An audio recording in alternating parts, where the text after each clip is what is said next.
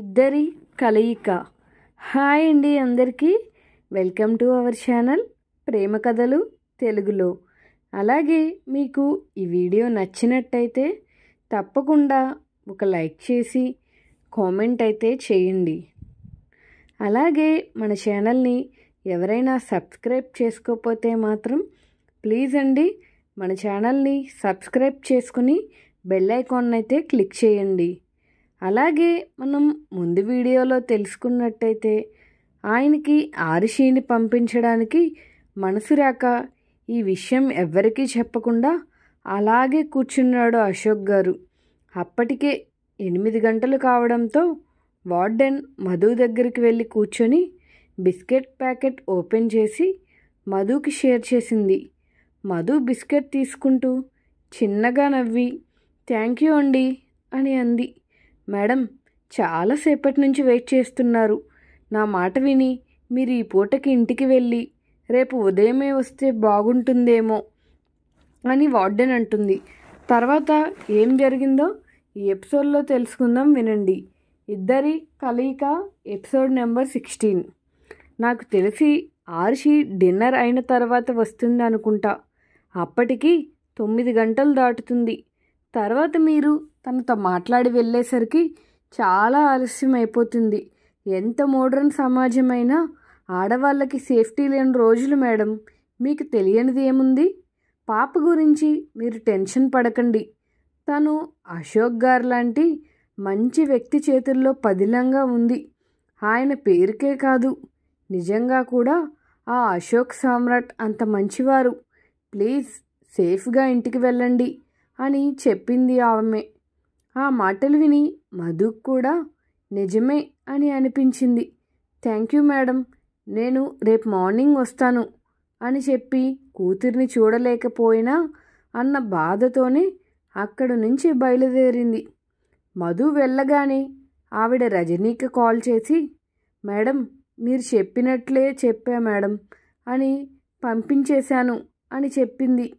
Okay good అని చెప్పి call cut చేసి వెంటనే అశోక్ కాల్ చేసి అంకుల్ చెప్పినట్లే మధుని పంపించేశాము అని చెప్పింది రజని. ఓ థ్యాంక్ యూ రజని అని అన్నాడు అశోక్. ఆడిన ఆటలు చాలు, రండి డిన్నర్ చేయండి అని అంది భువన. బాప్రే, అప్పుడే డిన్నర్ టైం అయిపోయిందా అని టైం చూసుకుంది ఆరుషి. 8:30 అవ్వడం చూసి వామ్మో ఇంకా తిరిగి రాలేదని మా మేడం నన్ను చంపేస్తుంది. నేను హాస్టల్లో డిన్నర్ చేస్తాను బడ్డీ, బాయ్ బాయ్ అని అంటూ బిగ్ బడ్డీ ప్లీజ్ నన్ను హాస్టల్కి పంపించవా అని అడిగింది ఆరుషి. హా, ఇప్పటికీ హాస్టల్ మేడం గుర్తుకు వచ్చారా అని చిన్నగా నవ్వి డిన్నర్ చెయ్యి తర్వాత పంపిస్తాను అని చెప్పాడు అశోక్. ఎక్కడికి పంపిస్తారు? నేను రేపు పంపిస్తా అని అన్నాడు కిరణ్. అమ్మో వద్దు వద్దు, మా మేడం నన్ను చంపేస్తుంది.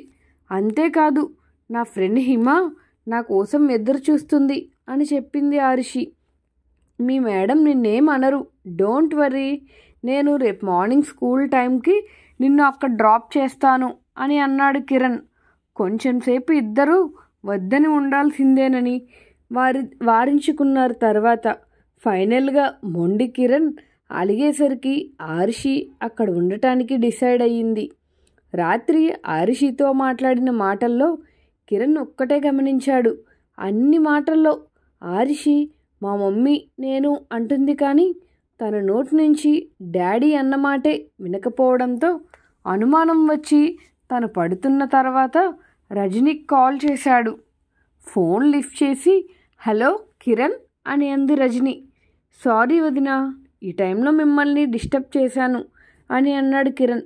పర్వాలేదు కిరణ్, చెప్పు ఏంటి విషయం అని అడిగింది రజని. వదినా, చిన్ను అని ఆగిపోయి బేబీ ఉంది కదా అని అన్నాడు కిరణ్. ఎవరు?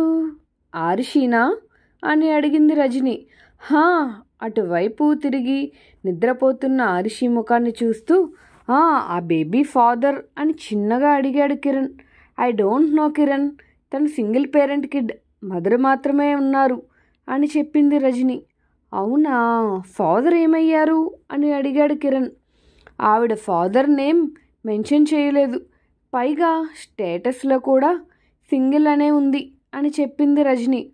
ఓ ఓకే వదినా, థ్యాంక్ యూ అని అన్నాడు కిరణ్. కాల్ కట్ కాగానే రజనీకి అనుమానం వచ్చింది. ఆ రోజు గ్రౌండ్లో కూడా ఆర్షి మీద చాలా ఎఫెక్షన్ చూపించాడు. ఇప్పుడు కూడా బేబీని వదలడం లేదు, ప్లీజ్ మధును పంపించండి అని అశోక్ అంకులు చెప్పడం విని ఆశ్చర్యంగా అనిపించింది. వాష్రూమ్ నుంచి బయటకు వచ్చిన రామ్ చేతిలో ఫోన్ పట్టుకొని కూర్చున్న రజనీని చూసి, ఫోన్ ఎవరు రజనీ అని అన్నాడు. కిరణ్ అండి అని అంది రజని. మన కిరణా అని అన్నాడు రామ్. హా అని అంది. ఈ టైంలో ఫోన్ ఏంటి విషయం అని అడిగాడు రామ్. ఒక పాప ఉంది ఆర్షి, తన మీద కిరణ్కి ఏంటో ఎఫెక్షన్, తన గురించి మాట్లాడడానికి చేశాడు అని అంది రజని. ఆర్షి పేరు వినగానే రామ్కి ఒక్కసారిగా కళ్ళ ముందు ఏవేవో సంఘటనలు మెదిలాయి. అన్నీ గుండెలను ముక్కలు చేసేవి కావడంతో వాటిని గుర్తు చేసుకోవడం ఇష్టం లేక తల విదిల్చుకొని ఆర్షి పేరు చాలా బాగుంది కదా అని అన్నాడు. హా చాలా బాగుంది అని అంది రజని. బెడ్ దగ్గరికి వెళ్ళి ఆర్షి పక్కన కూర్చుని ముద్దుగా బొద్దుగా ఉన్న ఆర్షిని చూసి చెంప మీద చెయ్యి వేసి నిమురుతూ, హూ ఆర్ యు బేబీ, ఎందుకు నువ్వు నా దగ్గరలో ఉంటే నా గుండె వేగం పరుగులు తీస్తుంది, నీతో గడిపే ఈ టైం ఎందుకింత హ్యాపీగా ఉంది, నువ్వు నాకు కావాలి అనిపిస్తుంది ఎందుకు, రేపు నిన్ను ఎలా పంపించాలి, అసలు నేను ఇప్పుడు ఈ క్షణం ఏం ఫీల్ అవుతున్నానో నీకు ఎలా చెప్పాలి అంటూ ముందుకు వంగి నుదురు మీద ముద్దు పెట్టి తల మీద ప్రేమగా నిమిరి బ్లాంకెట్ కప్పి బాల్కనీలోకి వెళ్ళి నిలబడి, రేపు చిన్ను మామ్తో మాట్లాడాలి, తనతో మాట్లాడితే నా మనసులో ఉన్న ప్రశ్నకు సమాధానం దొరకవచ్చేమో, సింగిల్ పేరెంట్ అంటున్నారు కాబట్టి బేబీని నాకు ఇవ్వమని అడుగుతాను, వింటే ఓకే, లేదంటే అని ఒక నిమిషం ఆగి, లేదంటే ఏం చేస్తాం, మళ్ళీ మన రాక్షస అవతారం ఎత్తడమే అని అనుకున్నాడు కిరణ్. దేవుడా, నేను హైదరాబాద్లోనే ఉన్న విషయం ఈ మహానుభావుడికి తెలియకుండా ఉంటే చాలు, అస్సలు ఇంకోసారి మేము ఎదురు బదులు పడకూడదు, ఈ బాబుని మనం తట్టుకోలేం, పాగల్ కహీకే అని తిట్టుకుంది మధు. ఆ రాత్రి ఆర్షి పక్కనే కూర్చొని నిద్రపోయాడు కిరణ్. ఉదయం లేచేసరికి తన బెడ్ మీద బ్లాంకెట్ కప్పుకొని పడుకొని ఉండడంతో పక్కన ఆర్షి లేకపోయేసరికి బ్లాంకెట్ విసురుగా తీసి బయటికి వెళ్ళాడు కిరణ్. హాల్లో సోఫాలో కూర్చుని అశోక్తో భువనాతో ముచ్చట్లు చెబుతున్న ఆర్షిని చూసి, ఉఫ్, ఒక్క నిమిషం గుండె వేగం ఆగిపోయినట్లుగా అనిపించింది అని అనుకుంటూ తన హార్ట్ మీద చెయ్యి వేసుకొని, ఎందుకు తన కోసం అంత పరుగులు పెడుతున్నావు, తనెవరో నీకు తెలుసా అని తన హృదయాన్ని అడిగాడు కిరణ్ ఒకసారి. అదే టైంలో క్లాస్ రూమ్లో జోక్ చెప్పి పడి పడి నవ్వుతున్న ఆర్షిని చూస్తూ అలాగే ఉండిపోయాడు కిరణ్. లోపల నుంచి తన హృదయం అవునని ఆల్రెడీ సమాధానం చెప్పడంతో హ్యాపీగా నవ్వుకుంటూ హాయ్ అని పైనుంచి చెయ్యి ఊపాడు కిరణ్. ఓ హాయ్ బడ్డీ, లేచావా, నాకు స్కూల్కి టైం అవుతుంది, త్వరగా రెడీ అయ్యి నన్ను పంపించవా ప్లీజ్ అని అంది ఆర్షి. 5 minutes చిన్ను అని చెప్పి తన రూమ్లోకి వెళ్ళిపోయాడు కిరణ్. చిన్ను భలే పేరు పెట్టాడే, వీడికి ముద్దు పేర్లు పెట్టడం కూడా వచ్చా అని అంటూ నోరు నొక్కుంది భువన. నాకు కూడా అదే అనిపించింది అని అన్నాడు అశోక్. పొద్దున్నే పేపర్ చదువుతూ పక్క పేజ్కి వెళ్ళబోయింది మిసెస్ ముఖేష్. ఆ పేజీలో Kiran new girl friend matter pic ఉంది, కానీ ఫోటో బ్లర్గా ఉండడంతో ఆవిడ ఆ మ్యాటర్ మీద పెద్దగా ధ్యాస ఉంచలేదు. అల్లుడు కూడా సినిమా రంగానికి చెందినవాడు కావడంతో అప్పుడప్పుడు ఆమె సినిమా వార్తల మీద కూడా ఒక కన్ను వేస్తూ ఉంటుంది. పేపర్ తిరగేస్తూ కాఫీ తాగుతున్న ఆమె ఫోన్ రింగ్ అవ్వడంతో ఫోన్ లిఫ్ట్ చేసి, రిధిమా అని అంది మిసెస్ ముఖేష్. కోల్కతాలో one of the best richest family mister Mukesh family. ఆయన భార్య మిసెస్ ముఖేష్ బిజినెస్ అన్నిటికీ హస్బెండ్తో తోడుగా పక్కనే ఉంటుంది. ఆవిడ కూతురు రిధమ. తల్లిదండ్రులకి ఇష్టం లేకపోయినా తెలుగు హీరో. ఆల్రెడీ 2 పిల్లలకు తండ్రి అయి డివోర్స్ తీసుకున్న అతడిని ప్రేమించి పెళ్లి చేసుకుంది. ముందుగా మిసెస్ ముఖేష్ ససేమిరా ఈ పెళ్లికి ఒప్పుకోలేదు. కానీ అతని బ్యాక్గ్రౌండ్, ప్రాపర్టీస్, బిజినెస్ స్టేటస్ చూసి మెల్లగా రాజీ అయింది. ఇప్పుడు రిధిమాకి ఒక బాబు. కోల్కతాలో కొన్ని రోజులు, హైదరాబాద్లో కొన్ని రోజులు ఉంటూ ఉంటుంది. మమ్మీ, నువ్వు రావచ్చు కదా హైదరాబాద్, నాకు ఇక్కడ బోర్ కొడుతుంది అని అంది. నీ దగ్గర బోర్ కొట్టేంత టైం ఇలా ఉందే? నువ్వు ఇంట్లో కూర్చొని గోళ్ళు కిల్లుకుంటూ కూర్చో. అక్కడ నీ మొగుడు నీ సవతి పిల్లల్ని తీసుకొని రెస్టారెంట్లకి, మాల్లకి తిరుగుతూ ఉంటాడు. ఏదో ఒకరోజు మళ్ళీ ఆ పాత పెళ్ళాం మీద మోజు పుడుతుంది.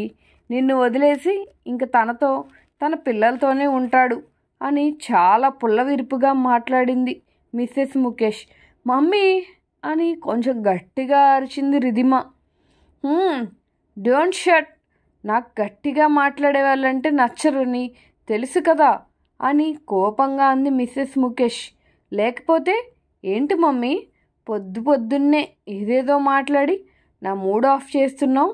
నిన్న సాహితీ బర్త్డే, అందుకే బయటకు తీసుకువెళ్ళారు. దానికే ఇలా కొంపలు అంటుకున్నట్టు మాట్లాడాలా అని అంది రిధిమ. ఇలా కూతురు బర్త్డే, కొడుకు కాలేజ్ డే, రేపు మ్యారేజ్ డే అని నువ్వు చూస్తూ కూర్చో. ఏదో ఒకరోజు నీ విడాకుల డే కూడా వస్తుంది. అప్పుడు నన్ను బ్లేమ్ చేస్తే బాగోదు, ముందే చెప్తున్నా అని అంది ముఖేష్. ఓకే బాబా, ఇంక నుంచి నేను జాగ్రత్తగా ఉంటాను. సుమంత్ని అస్సలు ఖాళీగా ఉంచను, పిల్లల్ని అస్సలు కలవనివ్వను, ఓకేనా అని అంది రిధిమ. గుడ్, ఇవి మాటల్లో కాదు చేతల్లో చూపించు అని అంది మిసెస్ ముఖేష్. ఫ్రెష్ అయ్యి రెడీ అయ్యి కిందకి వచ్చి అందరితో పాటు బ్రేక్ఫాస్ట్ చేదాడి కిరణ్ ఇంతలో ఫోన్ రింగ్ అవ్వడంతో లిఫ్ట్ చేసి చెప్పరా అని అన్నాడు. ఏంటి చెప్పేది? రాత్రి చెప్పాను కదా, నాగా కాల్స్ మీద కాల్ చేస్తున్నాడు. ప్లీజ్ ఈ ఒక్కసారి టైం అడ్జస్ట్ చేసుకో. ఆయనకి ఆ సెట్ వేయడానికి చాలా ఖర్చు అయింది. యూనిట్ అంతా రెడీగా ఉంది. నా మాట విని మొండి చేయకుండా ఈసారి షూటింగ్ కానివ్వు అని అన్నాడు రాజేష్. ఆ మాటలు వింటూ తలెత్తి ఆరిషి వైపు చూసి, నో, నాకు అర్జెంట్ వర్క్ ఉంది అని అన్నాడు కిరణ్. రేయ్, నీ అర్జెంట్ పనులేంటో నాకు తెలుసు కానీ వాటికి వేలాపాలా లేదా అని అరిచాడు రాజేష్. రే ఇడియట్, నాకు ఇంకెప్పుడు అదే పని అనుకుంటున్నావా? నేను స్కూల్కి వెళ్ళాలి అనుకుంటున్నా అన్నాడు కిరణ్. స్కూలా? ఈ వయసులో స్కూల్కి ఏం వెళ్తావు కానీ షూటింగ్కి రా అని పిలిచాడు రాజేష్. నేను స్కూల్కి వెళ్ళి ఒకరిని మీట్ అవ్వాలి అని అన్నాడు కిరణ్. నువ్వు ఒకరిని కాకపోతే 100 మందిని మీట్ అవ్వు బాబు, నిన్ను ఆపేవాళ్ళు ఎవరున్నారు? కానీ ఈవినింగ్ మీట్ అవ్వు, ఇంకేం మాట్లాడకుండా షూటింగ్కి రా అని ఫోన్ కట్ చేశాడు కిరణ్. రాజేష్ షిట్ అని అరుస్తూ ఆరిషి వైపు చూసి ఒక స్మైల్ ఇచ్చి, సారీ చిన్ను, ఇప్పుడు నేను నీతో స్కూల్కి రాలేను నాన్న అని అన్నాడు Kiran. It's okay birdie, no problem అంటూ అశోక్ వైపు చూసింది ఆరిషి. ఇందాక నేను అటే వెళ్తున్నాను, డ్రాప్ చేస్తాను అంటే మా బడ్డీతో వెళ్తానని చెప్పావు అని అన్నాడు. అశోక్ ఐబ్రోస్ పైకి లేపి అడుగుతూ, ఇప్పుడు వస్తాను అంటున్నా కదా, తీసుకువెళ్ళొచ్చు కదా అని సాగదీస్తూ ఆరిషిని చూసి, పాపం తీసుకెళ్ళొచ్చు కదా అని ఆరిషి అలాగే సాగదీస్తూ అడిగారు భువన మరియు కిరణ్. తర్వాత ఏం జరిగిందో నెక్స్ట్ ఎపిసోడ్లో తెలుసుకుందాం. అలాగే ఇలాంటి కంటెంట్ కోసం మన ఛానల్ని సబ్స్క్రైబ్ చేసుకొని లైక్ చేయండి. Thank you for watching. Keep watching our channel ప్రేమ కథలు తెలుగులో.